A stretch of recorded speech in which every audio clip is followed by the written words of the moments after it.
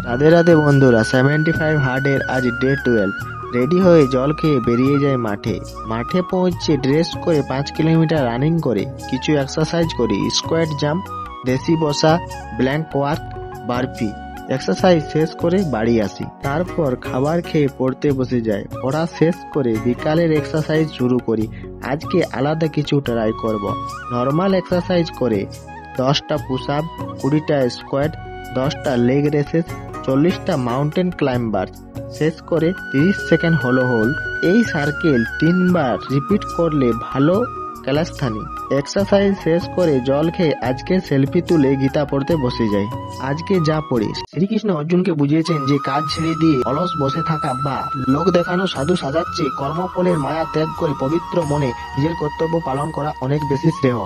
কারণ কর্ম না করে যেমন জীবন চলে না, তেমনই ভক্তি ভরে কাজ করা হলো ঈশ্বরের শ্রেষ্ঠ আরাধনা।